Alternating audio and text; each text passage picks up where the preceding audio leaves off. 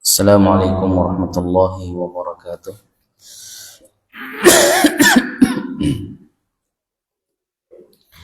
Innal hamdalillah nahmaduhu wa nasta'inuhu wa nastaghfiruh wa na'udzu billahi min shururi anfusina wa sayyiati a'malina. Man yahdihillahu fala mudilla lahu wa man yudlil fala hadiya lahu. Asyhadu an la ilaha illallah wahdahu la syarika lahu wa asyhadu anna Muhammadan 'abduhu wa rasuluh. يا أيها الذين آمنوا اتقوا الله حق تقاته ولا تموتن إلا وأنتم مسلمون أما بعد فإن أصدق الحديث كتاب الله وخير الهدي هدي محمد صلى الله عليه وسلم وشر الأمور محدثاتها فإن كل محدثة بدعة وكل بدعة ضلالة وكل ضلالة في النار. إخوة الإيمان jamaah muslimin dan muslimat rahimakumullah. Alhamdulillah, segala puji kita panjatkan kehadirat Allah Subhanahu wa taala atas segala nikmat yang Allah berikan kepada kita semua, yang sangat banyak yang tidak bisa kita hitung satu persatu, dan segala nikmat yang Allah berikan kepada kita semua itu menuntut dari kita untuk mensyukurinya. Setiap nikmat yang kita rasakan pada saat ini, yang kita rasakan di hari-hari yang sudah berlalu, itu akan ditanyakan oleh Allah Subhanahu wa taala bagaimana kita menggunakan nikmat tersebut. Apabila kita gunakan di jalan kebaikan, maka selamatlah kita. Namun apabila kita gunakan nikmat-nikmat tersebut di jalan-jalan yang tidak benar, maka celakalah kita. Allah Subhanahu wa taala berfirman, "Tsumma latus'alunna yawma idzin 'anil na'im." Kemudian kalian kelak akan ditanyakan tentang an-na'im, yaitu tentang segala nikmat. Al-Imam Ibnu Abbas dalam ayat ini bahkan beliau mengatakan yang termasuk na'im adalah seteguk air yang kita minum pun juga akan dipertanyakan oleh Allah Subhanahu wa taala. Salawat dan salam senantiasa kita perbanyak sampaikan kepada sang Nabi Nabi Muhammad sallallahu alaihi wa ala alihi wa sahbihi wa sallam beserta para keluarganya, sahabat-sahabatnya, dan orang-orang yang senantiasa mengikuti sunnah beliau dengan benar hingga hari kiamat. Ikhwatal iman, jamaah pengajian rahimakumullah. Alhamdulillah, kita kembali duduk dalam rumah Allah Subhanahu wa taala ini untuk kita kembali sama-sama memberikan tausiah, saling menasihati satu dengan yang lainnya. Mudah-mudahan nasihat ini bisa menjadi manfaat bagi kita semuanya. Wadzakir fa inna dzikra tanfa'ul mu'minin, dan berikanlah peringatan, berikanlah nasihat kepada orang-orang yang beriman karena sesungguhnya nasihat itu bermanfaat. Salah satu manfaat nasihat yaitu memberikan atau menjadikan hati seorang itu yang tadinya keras menjadi lunak setelah mengingat-ingat ayat-ayat Allah Subhanahu wa taala, setelah mendengar ayat Allah dan hadis-hadis Rasulullah sallallahu alaihi wasallam. Baik, ikhwatal iman rahimani wa rahimakumullah, kita lanjutkan kembali pembacaan atau tafsir dari surat yang mulia yang disebut dengan surat Muhammad. Ini adalah pertemuan yang kedua dari tafsir surat Muhammad. di mana sebelumnya kita sudah mengambil ayat yang pertama, kedua, dan juga yang ketiga. Surat Muhammad juga disebut dengan surat apa kemarin? Surat Al-Qital, surat peperangan. Surat peperangan karena disebut di situ nanti tentang berperang, yaitu ayat yang akan kita baca sebentar lagi. Dan juga disebut dengan surat Alladzina Kafaru dan juga surat Muhammad, dan lebih dikenal dengan surat Muhammad. Surat Muhammad dia adalah surat Madaniyah, surat yang turun setelah Nabi Shallallahu Alaihi Wasallam berhijrah. Sehingga hukum-hukum jihad itu tidak turun, tidak dijelaskan oleh Allah Subhanahu Wa Taala kecuali setelah Nabi hijrah. Belum ada perintah untuk berjihad ketika Nabi masih Shallallahu Alaihi Wasallam masih di Makkah.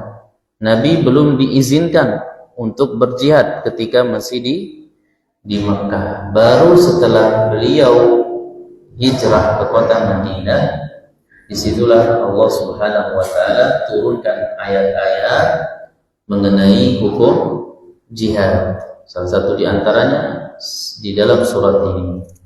Udzina lil ladzina yuqataluna bi annahum zulimu. Udzina lil ladzina yuqatalun. Telah diizinkan bagi orang-orang yang dikeluarkan, yang diperangi, yang diusir, alladzina ukhriju min diyarihim, yang diusir dari rumah-rumah mereka untuk berjihad di jalan Allah Subhanahu wa Ta'ala. Karena perlu diperhatikan para jamaah, Islam dia bukan diturunkan, diadakan untuk membunuh orang. Jadi jihad niki memang disyariatkan oleh Allah Subhanahu wa Ta'ala, tapi dia bukan tujuan. Ingat, jihad bukan apa? Tujuan, tapi jihad adalah sarana dalam apa? Sarana dalam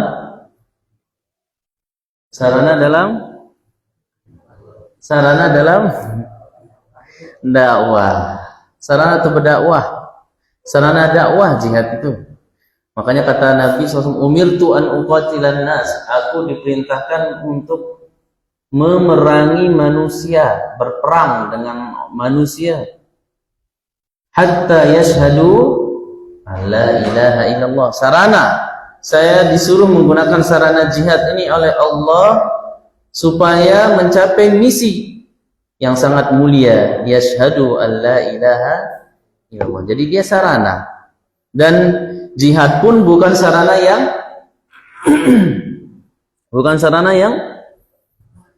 pertama. Masa langsung jihad? Sarana pertamanya adalah apa? Dakwah dulu, dakwah secara mau'izah al-hasanah. Ud'u ila sabili rabbika bil hikmati wal mau'izatil hasanah. Ajaklah orang-orang ke dalam agama Islam bil hikmah, dengan cara hikmah, wal mau'izatil hasanah, dan memberikan nasihat-nasihat yang baik, hasanah. Baru setelah itu apa? Kita mengajak orang ke dalam Islam apabila mereka enggan, tidak jadi masalah. Kita minta mereka siap patuh tunduk di bawah hukum Islam dengan membayar jizyah, hatta yu'tul jizyah an yadin wa hum shaghirun. Baru kalau mereka membangkang, disitulah ditegakkan apa? Jihad. Dan jihad juga tidak serta-merta langsung para jemaah. Ya, tidak serta-merta. Ada di situ apa? Pertimbangan-pertimbangan yang sangat teliti yang harus dilakukan oleh seorang pemimpin. Tidak langsung jihad. Makanya Allah Subhanahu wa taala setelah sekian lama 13 tahun, bayangkan Nabi dakwah di Mekah. Nah, baru setelah terkumpul, dan di tahun pertama Hijriah pun belum ada jihad waktu itu. Di tahun kedua barulah mulai berjihad.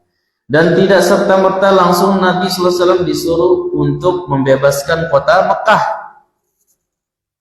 Nah, karena Mekah Quraisy memiliki kekuatan yang sangat besar pasukannya.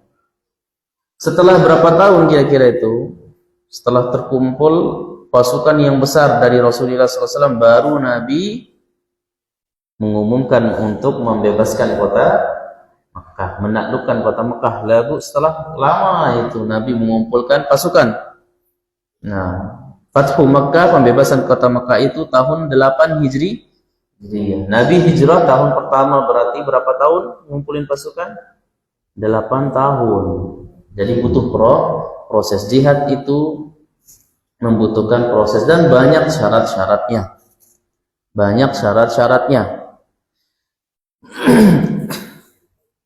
Baik, kita bacakan ayatnya. A'udzubillahi minasyaitonirrajim.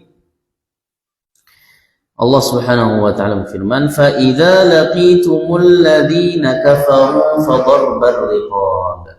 Apabila kamu bertemu, kalian wahai orang-orang mukmin bertemu dengan orang-orang kafir, ya, fadarbar riqab, maka tebaslah leher mereka.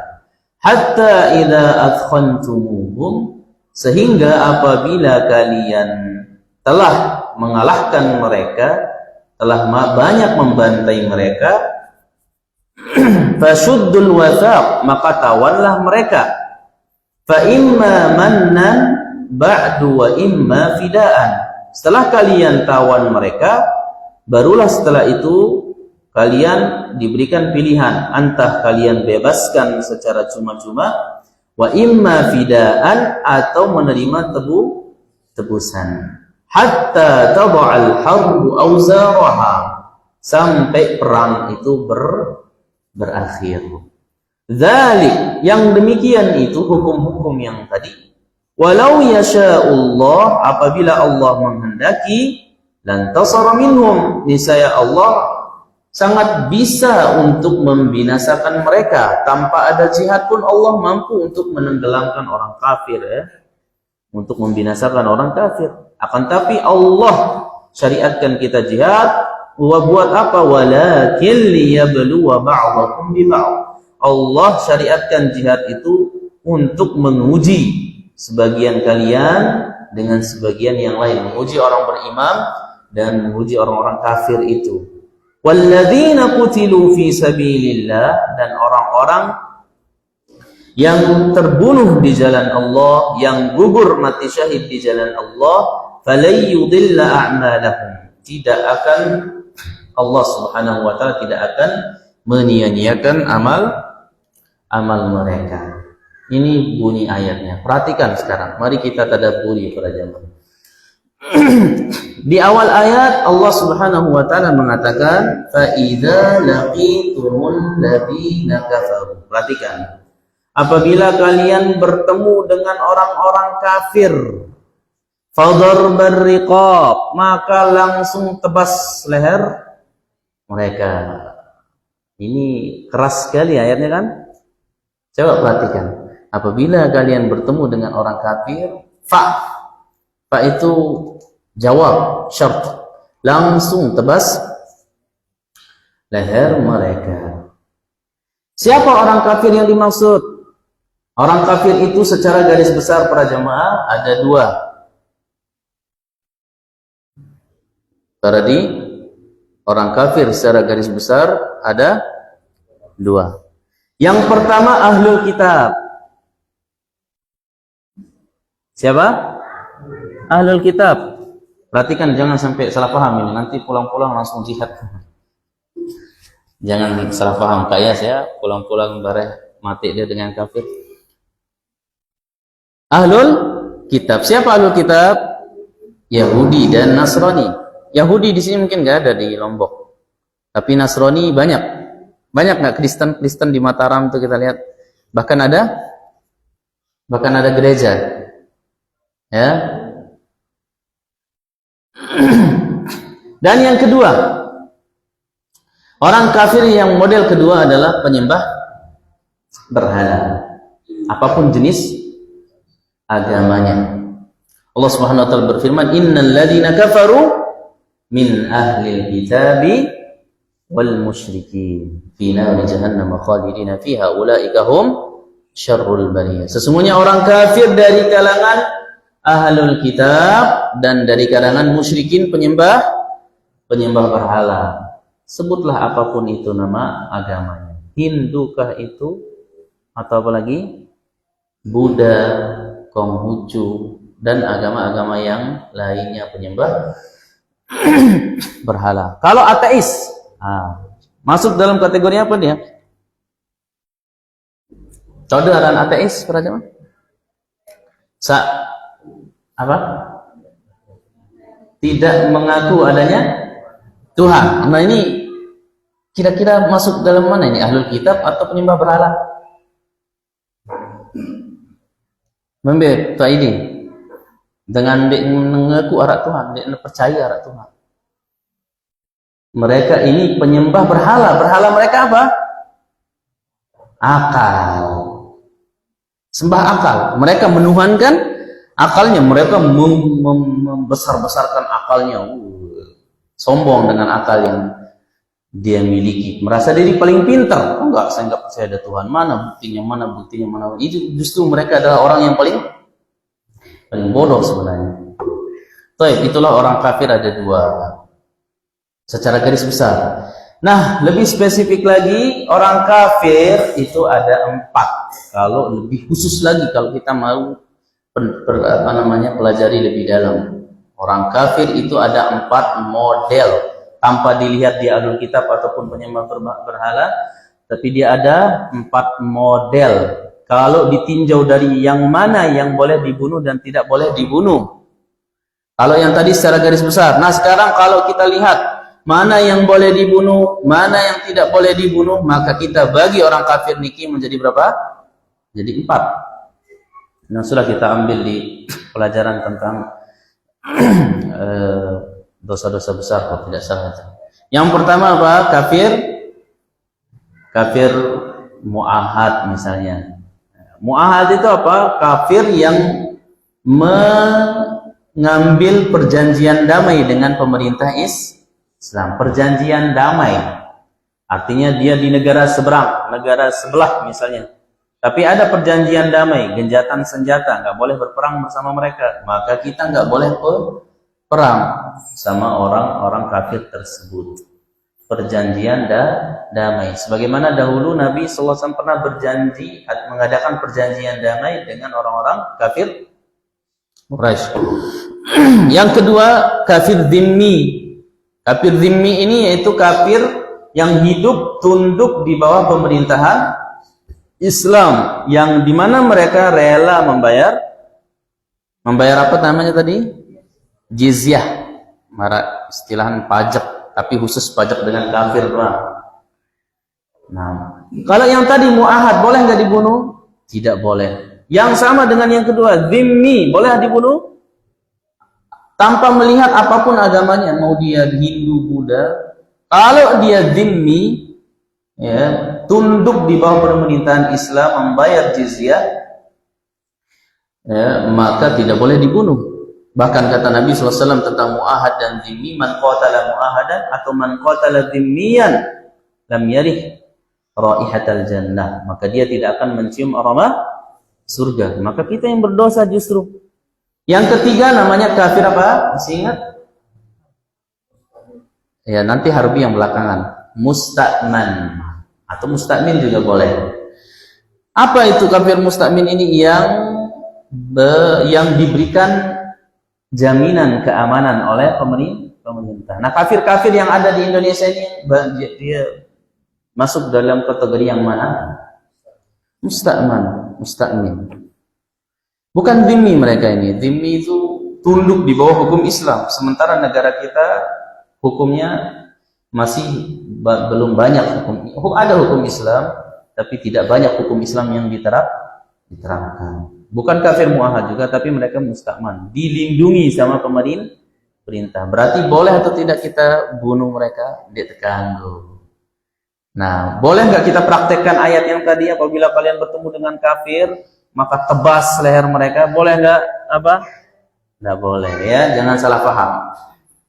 Kemarin saya nonton ini, ada video apa tuh YouTube kalau nggak salah lewat gitu. Orang membaca ayat ini, Islam ini agama yang bengis, agama padahal ini orang Islam, tapi dia kayak seolah-olah lebih memilih apa? Mendukung Yahudi. Saya lebih condong kepada agama Yahudi katanya. Kemudian dia bacakan salah satunya ayat Muhammad ini, ayat dari surat Muhammad nomor 4 ini. Ini buktinya. Di dalam kitab suci Al-Quran mereka mengatakan, apabila kalian bertemu dengan orang kafir selain agama mereka, maka tebaslah. Ini agama macam apa katanya? Ini orang nggak pernah belajar Islam. Baik. Dan yang terakhir yang boleh kita perangi, namanya kafir harbi. Apa itu kafir harbi? Kafir yang menyerang agama Islam. Di mana menyerangnya? Di medan perang. Makanya di sini kata Imam atau Asy-Syaikh Abdurrahman bin Nasir As-Sa'di rahimahullahu taala, yang dimaksud dalam ayat ini apabila kalian bertemunya di mana? Iya. Namun tebedai lepekan. Nah, kafir nih. Wah, ku baca ayat Al-Bimbian fa idza laqitumul ladzina fadharbur riqab. Dipekan nggak boleh. Ini di mana? Di Medan. Apa ketemu di walimahan? Kan kadang-kadang kita ada yang apa namanya, sahabatnya orang kafir, kadang-kadang tundang dengan jeruk. Ayat ini bukan itu maksudnya. Ya, akan tapi ini laqitum, apa kata beliau? Yaitu fil harbi wal qital, yaitu di medan perang. Baru di situ tempat kita habis-habisan. Fadharbar riqab. Nah, sebagai bentuk kita apa? Membela diri. Fadharbar riqab berarti di sini apa? Membas leher-leher mereka itu di medan perang. Kemudian kata Allah Subhanahu wa taala, hatta idza athkhantumuhum fasuddul wathaq. Sampai apabila kalian telah athkhantumuhum. Di situ terjemahannya apa? Athkhantumuhum, apabila kalian telah mengalahkan mereka. Nah, itu secara umum aja terjemahannya. Itu terjemahan bebas. Sebenarnya arti asli athkhantumuhum itu apabila kalian telah aktsartumuhum minal qatl, kata para ulama tafsir, itu apabila kalian sudah banyak membunuh dan membantai mereka, sudah banyak korban jiwanya. Dalam medan tempur, orang Islam sudah banyak menebas leher-leher orang-orang kafir, sudah banyak sampai mereka menyerah ketakutan. Itu maksud dari hatta idza athkhantumuhum. Kemudian kata Allah fashuddul wathaq, setelah itu apabila kalian sudah banyak membantai mereka, lanjut atau stop? Kata Allah stop. Lamunah nyerah dia lanjut, dia tetap bel. Ini bukti Islam bukan agama membantai. Islam bukan sangat haus darah. Hati-hati. Islam ini bukan haus darah. Islam ini justru agama rahmat. Bahkan Nabi kita pun diutus sebagai rahmat. Wa ma arsalnaka illa rahmatan lil alamin. Tidaklah kami kirim engkau, kami utus engkau Muhammad kecuali sebagai rahmat. Apa ti rahmat tadi? Kasih sayang, bukan mencari darah. Dalam pertempuran pun kalau mereka sudah nyerah, kalau memang Islam haus darah, seharusnya Allah mengatakan faqtulu, bantai habis-habis. Tapi kalau mereka sudah betul-betul nyerah, kata Allah fashuddul wathaq, maka ikatlah mereka. Syuddu itu artinya kencangkan, wathaq ikatan mereka. Kenapa diikat? Sebagai tawanan. Kenapa harus diikat? Adik baik kan suahjana. Ada apa jawabannya Tak Nur? Maka Allah suruh itu getengnya dulu. Kenapa? Karena ini masih berbahaya. Suatu waktu nanti bisa nyerang dari belakang. Maka kata Allah, suddul wathaq, kencangkan tali ikatan mereka dan dia melepas dulu. Ini masih dalam keadaan perang. Fasuddul wathaq. Fasuddul wathaq. Kemudian kata Allah, fa imma mannan ba'du wa imma fida'a. Baru setelah itu seorang panglima di sini diberikan pilihan oleh Allah Subhanahu wa taala. Panglima apa? Panglima perang.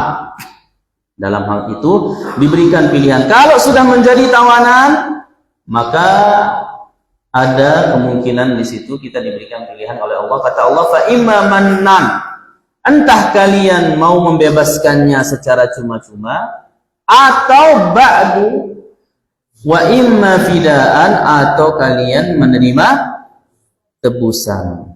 Dan tebusan bisa dari 3 orang.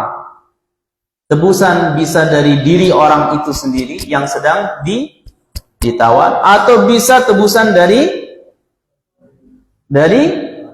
keluarganya, atau bisa tebusan dari pemimpinnya, dari panglima perangnya. Misalnya ibu dari pemimpin Lemudi, bisa. Kemudian lihat di sini kata sebagian para ulama, ya, ulama tafsir, salah satu di antaranya juga Imam Ibnu Katsir mengatakan ayat ini idda'a ba'dul ulama anna hadhil ayah mansukhah. Sebagian para ulama tafsir mengatakan ayat ini mansukhah. Mansukhah itu dihapus hukumnya. Artinya yang penggalan yang ini saja. Kalau sudah ditawan, ya, nggak boleh diberikan pilihan. Meskipun ayat ini mengatakan ada pilihan, mau dibebaskan boleh, atau mau diambil tebusan juga boleh. Ayat ini sebagian para ulama tafsir mengatakan dihapus. Kok bisa dihapus? Karena ada ayat yang lain mengatakan, jelas ayatnya, faqtuluhum haitsu wajadtumuhum, faqtulul musyrikina haitsu wajadtumuhum. Itu yang jelas itu dalam surat At-Taubah. Maka bunuhlah orang-orang musyrikin dimanapun kalian menemukannya. Fa idzan salakhal ashhurul hurum فإذا سلخ الأشهر الحرم فاقتلوا المشركين حيث وجدتموهم. Karena ayat ini sebagian para ulama tafsir menganggap ayat yang ini itu terhapus dengan ayat yang ada di dalam surat At-Taubah tadi. Tapi Al-Imam Ibnu Katsir, Al-Imam Al-Qurtubi dan jumhur mengatakan tidak, ayat ini tidak terhapus. Ayat ini tetap muhkamah. Artinya muhkam itu maksudnya tidak terhapus. Kenapa? Karena Nabi Shallallahu Alaihi Wasallam mempraktekkan semuanya. Setelah Nabi menawan tawanan perang di zaman beliau itu, Nabi pernah melakukan pembunuhan. Maksudnya setelah ditawan boleh dibunuh lagi. Setelah ditawan boleh dibebaskan cuma-cuma. Setelah ditawan juga boleh menerima tebusan. Dan Nabi praktekkan tiga-tiganya yang membuktikan bahwasanya ayat ini tidak terhapus. Begitu kata Imam Ibnu Katsir dan yang lainnya rahimahullahu taala. Salah satu contohnya kata Imam Ibnu Katsir yaitu di hadis qatlin Nabi sallallahu alaihi wasallam an-Nadhr ibn al-Harith, yaitu Nabi membunuh Nadhr ibn Harith, salah seorang dedengkot Quraisy yang dia adalah provokator dulu. Ya, tokoh yang dia kalau ngomong suka memprovokasi orang supaya benci kepada Nabi Muhammad. Itu yang disebut dalam sanasimu alal kutub dalam surat Al-Qalam itu. Dan juga Nabi SAW membunuh Uqbah bin Abi Mu'aid. Uqbah bin Abi Mu'aid,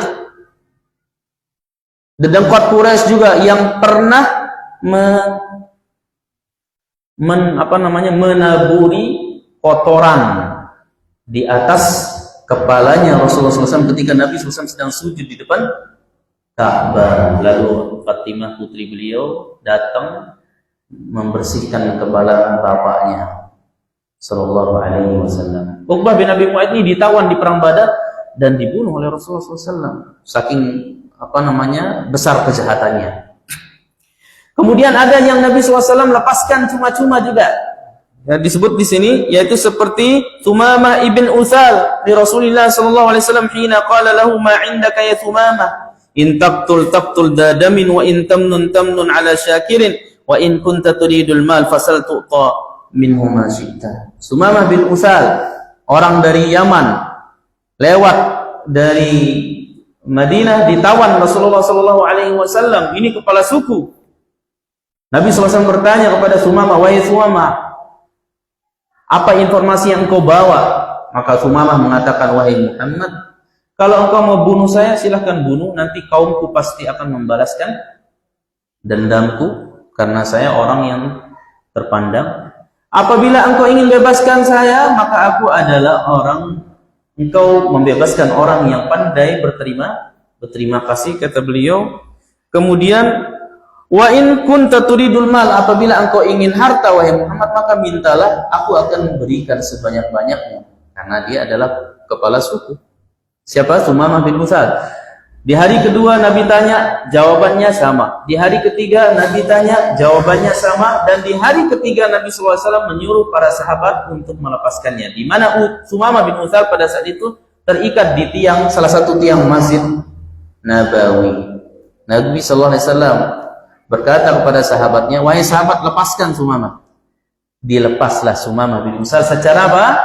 Cuma-cuma. Ini yang disebut dalam ayat ini sebagai mannan. Fa imma mannan au ba'du au fidaan.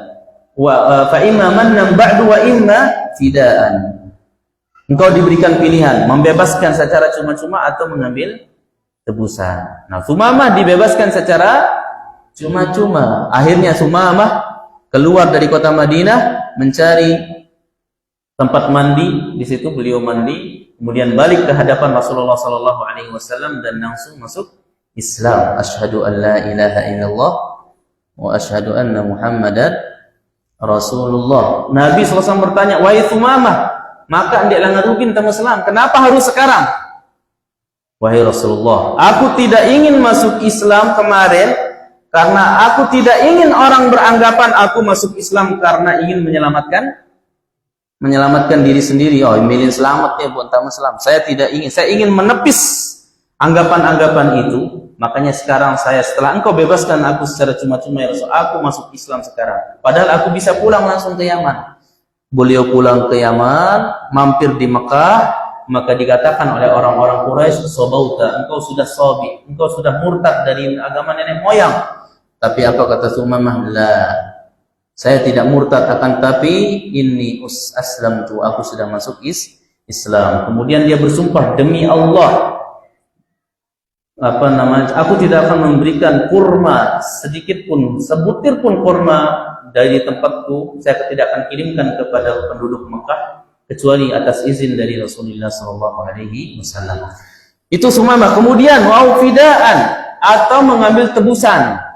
Seperti misalnya di tawanan perang Badar, paman beliau Al-Abbas ibn Abdul Muttalib, waktu itu beliau belum masuk Islam, beliau ditawan dan Nabi Shallallahu Alaihi Wasallam membebaskannya, tapi dengan apa? Dengan tebusan. Ini bukti Nabi mempraktekkan tiga-tiganya, dibunuh atau dibebaskan atau ditebus, mengambil apa? Tebusan. Ini bukti ayat ini tidak mansukh. Nah, hatta tad'al harbu awzaraha. Allahu ta'ala alam. Kita lanjutkan ayatnya setelah azan. Allahu ta'ala alam.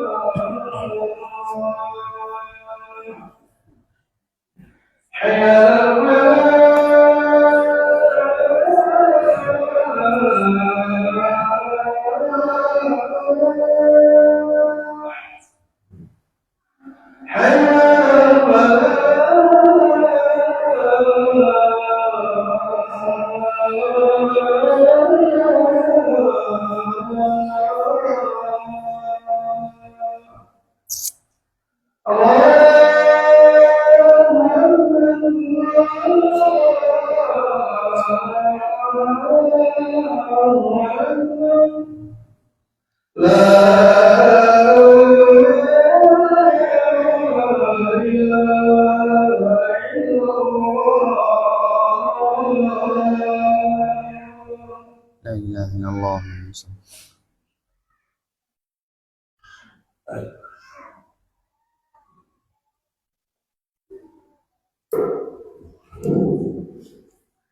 Baik, alhamdulillah wassalatu wassalamu ala habibillah ma ba'd. Kemudian kata Allah Subhanahu wa taala, hatta tad'a al-harbu awzaraha, sampai perang itu berakhir. Pertanyaan para jamaah. Tadi kita katakan kafir itu kalau ditinjau dari boleh dan tidak boleh dibunuh, maka ada 4. Nah, yang 3 nggak boleh, yang 1 boleh, kafir harbi. Pertanyaannya sekarang, kan tadi kafir harbi boleh dibunuh. Tapi di mana? Di medan perang. Pertanyaannya, lamun tedek kafir harbi leguk bukan di medan perang, dibunuh atau tidak? Kita bantai atau tidak? Kita praktikkan nggak ayat ini atau tidak? Contoh, Amerika atau siapa, Israel, ya, Amerika atau Israel. Apakah dia ada, sebentar, Amerika ada perjanjian damai nggak dia? Ada nggak ya? Ada ya? Ada siapa yang negara yang nggak ada perjanjian damai ini? Soalnya ada PBB namanya. Muskilah PBB. Anggap misalnya ada suatu negara sekarang yang memang tidak ada perjanjian damai sama kita. Kemudian yang kedua, dia bukan timmi, pokoknya dia harbi. Tapi bukan di medan perang. Boleh kita bunuh atau tidak? Lewat dia ngantene misalnya. Tuh Adi tiba-tiba tebas. Mati. Boleh atau tidak? Berdasarkan ayat ini tidak boleh. Kata Allah, hatta tada'al harbu awzaraha. Kapan boleh pembantaian ini dilakukan? Kapan waktu batas akhirnya? Hatta tada'al harbu, sampai perang berakhir. Makanya kata Syekh Nasir Sa'di, Abdurrahman bin Nasir Sa'di, fa idza kana fi ba'dil awqat la harba fihi li sababin minal asbab fala qatla wala asra. Apabila di waktu-waktu yang lain selain waktu pertempuran, maka tidak boleh ada pembunuhan dan pembantaian. Apalagi cuma mesak-mesak. Kayak Toh Adi tadi misalnya nebas orang kafir harbi ini, ya nggak boleh. Kenapa? Karena di situ ada syarat-syarat sebenarnya. Salah satu syarat dengan berjihad itu para jamaah adalah apa? Izin pemerintah, izin panglima. Kalau dulu para sahabat itu sering mengintai, mencegat rombongan-rombongan dagang, itu karena Nabi yang mengutus mereka yang disebut dengan sariyah, utusan-utusan kecil. Rasulullah SAW mengintai rombongan-rombongan dagang orang Quraisy, dibantai kalau melawan. Nah, tapi itu apa? Apabila ada perintah dari panglima perang atau pemerintah. Wallahu ta'ala a'lam. Hatta taba'al harbu auzaraha, sampai perang itu berakhir. Dan di sini perhatikan sebagian faidahnya di sini. Taba'al harbu dalam bahasa Arab sebenarnya ini kata kinayah. Arti asli taba'al harbu niki para jamaah, harbu itu artinya perang, wada'a yada'u itu artinya menaruh, auzar itu artinya benda-benda yang berat. Berarti kalau kita terjemahkan harfiah artinya sampai peperangan itu meletakkan barang-barang beratnya. Itu arti aslinya. Bukan, tapi itu adalah kata kiasan untuk berakhirnya sebuah peperangan. Apa maksud perang meletakkan barang-barang beratnya? Apa yang dimaksud barang-barang berat? Senjata. Atau wa auzar dalam bahasa Arab itu berasal dari kata wizrun. Dan wizr artinya apa? Dosa. Sampai perang itu meletakkan dosa-dosanya. Kenapa dikatakan sebagai dosa oleh Allah Subhanahu wa taala? Karena tidak ada yang suka berperang, nggak ada yang suka menumpahkan darah sebenarnya. Makanya kata Allah ketika mewajibkan jihad itu, kutiba alaikumul qitalu wa huwa kurhun lakum, telah diwajibkan kepada kalian berjihad meskipun jihad itu tidak ada yang suka. Benci, semua orang benci jihad karena kita akan apa? Menumpahkan darah. Ini salah satu faidah yang diberikan oleh ulama tafsir. Dan juga yang disebut dengan hatta tabal harbu auzaraha, sampai perang itu meletakkan senjata-senjatanya. Artinya kalau orang sudah nyerah meletakkan senjatanya, boleh nggak dibantai lagi? Tidak boleh. Ini dalil yang tadi sebagaimana kita sebutkan, kita tegaskan lagi, Islam bukan haus darah. Islam itu tujuannya dakwah supaya Allah itu disembah, itu sebenarnya tujuannya. Adapun jihad, perang itu hanya apa tadi? Hanyalah sarana. Dan itu pun kita gunakan terlebih apabila kita sedang diserang. Kita gunakan dalam keadaan kita membela diri. Hatta tadhal harbu auzaraha. Dzalika, yang demikian itu hukum-hukum yang berlaku tadi tersebut. Walau yasha Allahu lan tasara minhum walakin liyabluwa ba'dakum bi ba'd. Nah, yang demikian tadi, kenapa Allah mengadakan jihad ini? Kenapa enggak Allah Subhanahu wa taala sendiri langsung yang bantai? Walau yasha'ullah, padahal kalau Allah berkehendak, lan tasara minhum, pasti Allah maha mampu, maha bisa untuk membantai, menghabiskan, membinasakan orang-orang kafir. Tapi apa hikmah di balik jihad? Disebutkan dalam ayat ini, liyabluwa ba'dakum bi ba'd, yaitu untuk menguji sebagian kalian dengan sebagian yang lainnya. Untuk menguji siapa orang-orang beriman ini yang bersabar. Salah satu di antaranya itu untuk menguji siapa orang-orang beriman ini yang betul-betul imannya jujur, karena laik. Ya, kalau kita lihat sejarah para jamaah, ketika jihad itu diumumkan oleh Rasulullah SAW, mulailah orang-orang kafir, orang-orang munafik merasa apa? Merasa berat. Jihad. Kenapa? Karena mereka masuk Islam itu bukan tulus. Mereka masuk Islam justru apa? Karena ingin selamat, ingin menyelamatkan nyawa, selamatan nyawa diri. Nah, ke jihad balik. Nah, ini jihad ini apa? Membahayakan nyawa. Itu salah satu di antara apa?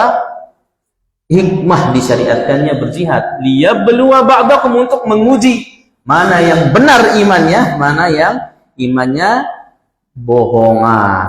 Makanya kata Allah Subhanahu wa taala, fa idza unzilat suratun muhkamatun wa dzukira fiha al-qital, apabila turun surat mengajak kepada pertempuran jihad, ra'aital ladzina fi qulubihim marad, maka kalian akan menyaksikan orang-orang yang ada penyakit dalam hatinya, orang-orang munafik yang dimaksud, yanzuruna ilaika nadharal maghsyi 'alaihi minal maut fa aula lahum, maka engkau akan melihat, menyaksikan mereka itu mata mereka terbelalak seolah-olah seperti orang yang hendak pingsan, leger, kemelas, takut, ndik milih ikut berperang. Makanya kejadian di Sulhul Hudaybiyah ketika para sahabat sudah bersepakat dengan Rasulullah berbaiat sebelum terjadinya perjanjian damai itu, Nabi SAW membaiat semuanya, meminta para sahabat untuk baiat yang jumlahnya kurang lebih 1000. Para sahabat, Utsman, wah tahan ini, karena ada isu Utsman dibunuh sudah di mana? Di dalam kota Mekah. Ayo kita jihad sudah ini. Awalnya kan mau umrah, tapi akhirnya mau berjihad sekarang. Semua baiat. Satu yang nggak mau baiat, pemilik unta merah, disebutkan oleh Nabi Shallallahu Alaihi Wasallam. Pemilik unta merah itu. Semua yang baiat di tahta syajarah, di bawah pohon Ridwan ini, dijamin masuk surga, dijamin ampunan oleh Allah Subhanahu Wa Taala, kecuali pemilik unta. Siapa mereka? Siapa dia orang itu? Ternyata dia orang munafik. Dia berjihad, dia ingin kabur. Taib. Ini salah satu di antara bentuk hikmah syariat apa? Berjihad. Allah Maha mampu untuk membantai, tapi Allah nggak mau itu. Allah syariatkan apa? Jihad. Dan salah satu juga di antara hikmahnya supaya meninggikan derajatnya orang-orang beriman. Saya nggak, dengan mati syahid itu apa? Pahalanya begitu besar. Makanya disebutkan di sini hadis-hadis tentang apa? Panjang sekali disebutkan oleh Imam Ibnu Katsir, yang sebagiannya sudah kita sebutkan di kajian dosa-dosa besar itu, tentang keutamaan mati syahid. Ya, bahkan terkumpul dalam satu hadis 6 keutamaan orang mati syahid. Salah satu di antaranya tidak mengidap sakaratul maut, tidak merasakan sakaratul maut, kecuali hanya sekedar seperti gigitan apa? Semut. Bayangkan, itu bagi orang mati syahid. Kemudian tidak ditanya oleh dua malaikat mungkar nakir, mati syahid. Kemudian nanti langsung jasadnya, ruhnya berterbangan di surga, dan seterusnya. Banyak sekali keutamaan orang yang mati syahid di jalan Allah Subhanahu Wa Taala. Oleh karenanya Allah Subhanahu Wa Taala mengatakan, walladzina qutilu fi sabilillah falan yudilla a'malahum, dan orang-orang yang terbunuh di jalan Allah, Allah tidak akan menyia-nyiakan apa? Amalan mereka. Dan anak sia-sia, matinya itu Allah akan ganti dengan pahala yang lebih besar. Dan yang terakhir, sayahdihim wa yuslihu balahum, Allah akan memberikan mereka petunjuk dan Allah akan memperbaiki keadaan dan kondisi mereka. Wa yudkhiluhumul jannata 'arrafaha lahum, dan kelak Allah akan memasukkan mereka ke dalam surga, di mana surga tersebut Allah Subhanahu wa taala akan 'arrafaha lahum, akan memberitahu mereka. Apa diterjemahkan 'arrafaha lahum? Itu memperkenalkan. Ya, kita bahas sedikit memperkenalkan ini. Disebutkan oleh Syekh Nasir As-Sa'di rahimahullahu taala, ya, yang dimaksud memperkenalkan di sini demikian juga dibawakan oleh Imam Ibnu Katsir. Bagaimana cara Allah memperkenalkan surga kepada kita? 3 tahapan, kata Syekh Nasir As-Sa'di rahimahullah. Yang pertama, arrafaha awalan bi an syawwaqahum ilaiha wa na'ataha lahum, yaitu dengan cara Allah memberikan kepada kita sifat-sifat surga, menjelaskan kepada kita melalui Al-Qur'an ini apa? Sifat-sifat tentang apa? Surga, supaya kita itu rindu dengan surga. Makanya nanti dalam surat yang sama, surat Muhammad, Allah memberikan ciri-ciri surga, gambaran tentang surga sedikit, yaitu tentang sungai-sungai surga. Nanti ada dalam ayat yang sama, dalam surat yang sama, matsalul jannatil lati wa'idal muttaqun, ada sungai dari susu, sungai dari apa? Sungai dari madu, sungai dari, nah ini supaya kita apa? Supaya kita rindu masuk ke dalam surga. Di sini kita bayangkan ya, madu mahal sekali, susu mahal sekali, nanti di situ sungai, bukan beli-beli lagi, dan seterusnya. Baik. Kemudian yang kedua, cara Allah memperkenalkan surga itu, wa dzakara lahum al-a'malul musilah ilaiha. Allah tidak membiarkan kita ngambang begitu saja. Bagaimana cara kita masuk surga ya Allah? Allah jelaskan kepada kita amalan-amalan yang bisa mengantarkan kita ke dalam surga melalui Al-Quran maupun dari hadis-hadis Nabi Sallallahu Alaihi Wasallam. Salah satu di antaranya kata beliau di sini, wa min jumlatiha al-qatlu fi sabilillah. Salah satu di antara amalan yang paling cepat mengantarkan ke dalam surga adalah jihad. Dan yang terakhir, bagaimana cara Allah memperkenalkan kita surga? Yaitu di akhirat. Ketika orang-orang masuk ke dalam surga, Allah Subhanahu wa taala akan membimbing dan memberikan ilham kepada penduduk surga.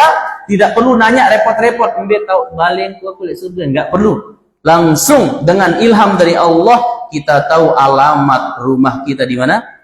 Di surga. Subhanallah. Kok bisa demikian? Ya, Nabi SAW jelaskan dalam hadis riwayat Al-Imam Al-Bukhari, kata Nabi, "Walladzi nafsi biyadihi," demi zat yang jiwaku berada di tangannya. "Inna ahadahum bimanzilihi fil jannati ahda minhu bimanzilihi alladzi kana fid dunya." Sungguh benar-benar penduduk surga lebih mengenali tempat tinggalnya di surga lebih baik daripada ia mengetahui dan mengenali rumahnya sendiri di dunia. Jadi, paham maksud hadisnya? Apa kita bahasakan? Seolah-olah ya, kalau kita kan sekarang kita pulang, pasti kita nggak mungkin ke pusat dong ya. Nah, kita tahu benar. Ya, kita tahu benar rumah kita di dunia dulu kan, kita nggak mungkin ke pusat.